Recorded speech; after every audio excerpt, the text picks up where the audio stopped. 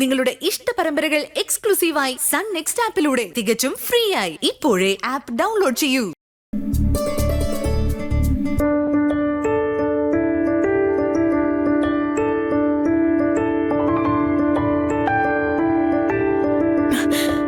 നിഖിൽ, അതെ, ഈ മൊബൈലിന്റെ മാത്രമല്ല, എൻ്റെ ലൈഫിന്റെയും പാസ്വേഡ് ഇപ്പൊ നിന്റെ പേര് തന്നെയാ. I love you so much, Shreya.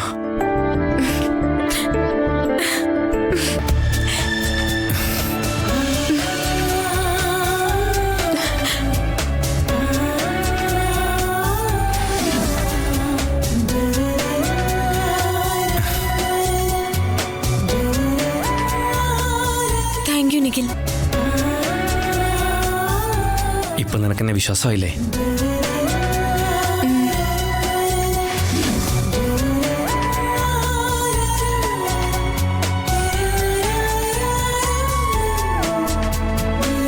എനിക്കിപ്പോ നിന്നെ ഒരു സംശയമില്ല.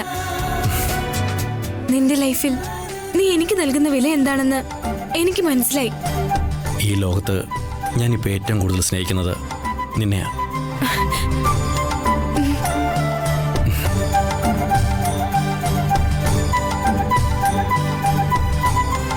ഇനി വേണമെങ്കിൽ നമുക്കൊന്ന് പുറത്തു പോകുന്നതിനെ കുറിച്ച് ആലോചിക്കാം, അല്ലേ? നമ്മുടെ ലൈഫിൽ എന്ത് തീരുമാനവും ഇനി നിഖിലിനെടുക്കാം. ഞാൻ നിന്റേത് മാത്ര. നീ മാത്രമല്ല ശ്രേയ, നിന്റെ അച്ഛൻ ബാംഗ്ലൂരിൽ ഉണ്ടാക്കി വെച്ചിട്ടുള്ള സമ്പത്ത് മുഴുവൻ എൻ്റെ കയ്യിലേക്ക് വരണം. നീ എന്താ ആലോചിക്കുന്നേ? നീ വേഗം റെഡിയാവ, നമുക്ക് പോകാം. വാ.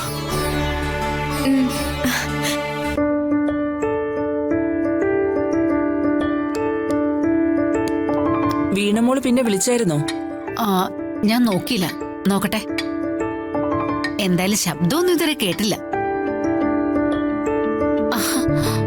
വീണമോള് വിളിച്ചിട്ടുണ്ടല്ലോ. ദേ മിസ് കോൾ എടുക്കുന്നു. ഇപ്പോഴെനിക്കൊരു ആശ്വാസമായത്. എന്തായാലും ചേച്ചിയുടെ ടെൻഷൻ മാറിയല്ലോ. എന്തായാലും വീണമോക്കൊന്നും പറ്റിയില്ല. ആ കൊച്ചിനെ കുറ്റം പറഞ്ഞവർക്ക് ദൈവം തന്നെ ശിക്ഷ കൊടുത്തു. അതിന് വീണ ആരും കുറ്റം പറഞ്ഞു? അല്ല, ഇപ്പോഴത്തെ പിള്ളേർ എന്തെങ്കിലുമൊക്കെ ചെയ്താൽ എല്ലാവർക്കും കുറ്റം പറയാനല്ലേ ഉള്ളൂ സമയം. അതുകൊണ്ട് പറഞ്ഞതാ. ആ, നീ ഉദ്ദേശിച്ചത് മനസ്സിലായി. മനസ്സിലായെങ്കിൽ പിന്നെ എന്തിനാ ചോദിക്കുന്നേ? പഴയ ഇരിപ്പില്ലേ ചേച്ചി? ഉണ്ടല്ലോ, ഇതാ അവിടെ ഇരിപ്പുണ്ട്. നിന്നോട് ആരെങ്കിലും ചോദിച്ചോ? കേട്ടതിന് മറുപടി പറഞ്ഞതേ ഉള്ളൂ. നീ അതിൽ നിന്നൊരു പഴം എടുത്തു കൊടുക്ക്.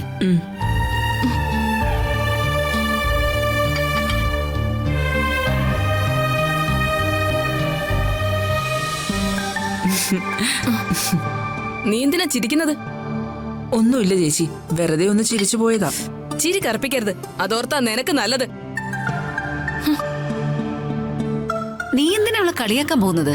അതിന് ഞാൻ കളിയാക്കിയില്ലല്ലോ, ഒന്ന് ചിരിച്ചതല്ലേ ഉള്ളൂ. മതി, നിർത്ത്. എന്തെങ്കിലും ജോലി ചെയ്യാൻ നോക്ക്.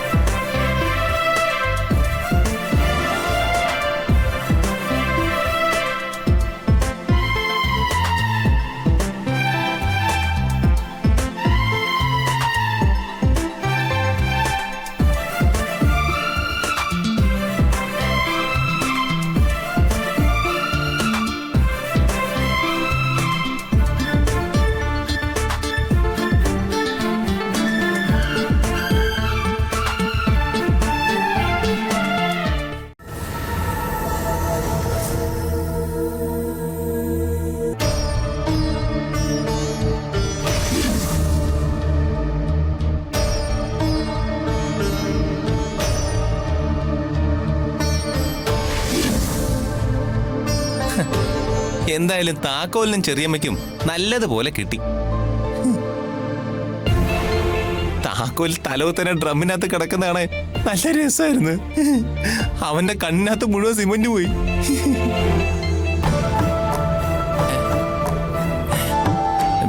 എടോ താനെന്തോന്നും മിണ്ടാത്ത?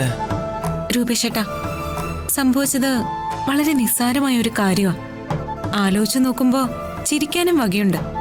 പക്ഷെ ഞാനിതിനെ വളരെ സീരിയസ് ആയിട്ടാ കാണുന്നത്. ഇത് ദൈവം നമുക്ക് നൽകുന്ന ഒരു സൂചനയാ. എന്ത് സൂചന?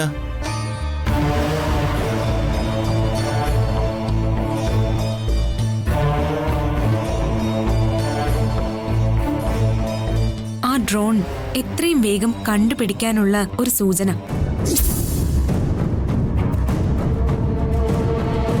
താൻ എന്താ ഈ പറഞ്ഞു വരുന്നത്? ഉടൻ തന്നെ ആ ഡ്രോൺ കണ്ടുപിടിച്ചേ പറ്റൂ.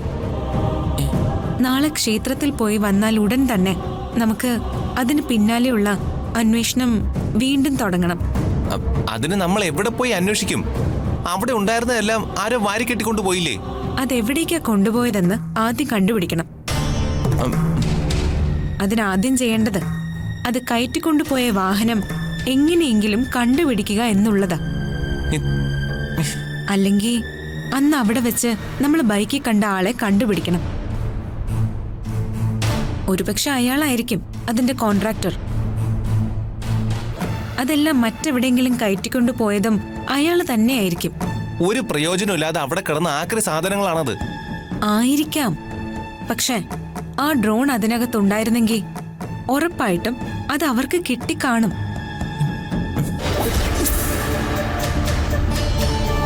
ഏതോ ട്രസ്റ്റിന്റെ വകയാണ് ആ സ്ഥലം.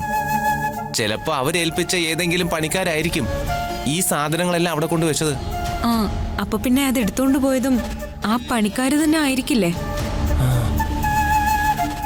ആ സ്ഥലം ഒരു ട്രസ്റ്റിന്റേതാണെന്നല്ലേ പറഞ്ഞത്?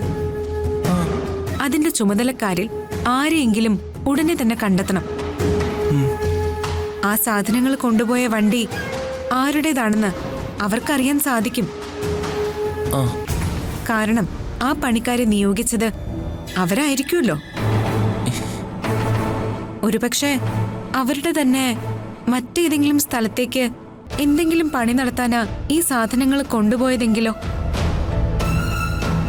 അതെവിടെയാണെന്ന് അവർക്കറിയാതിരിക്കോ? നമ്മുടെ മുറ്റത്ത് ജോലിക്കാര് കൊണ്ടുവച്ച സാധനങ്ങൾ പോലുള്ള ആക്രി സാധനങ്ങൾ എവിടെയെങ്കിലും കിടക്കുന്നുണ്ടാവും. എന്റെ ദൈവമേ, അതിന് എവിടെയാണെന്ന് എങ്ങനെ കണ്ടുപിടിക്കും?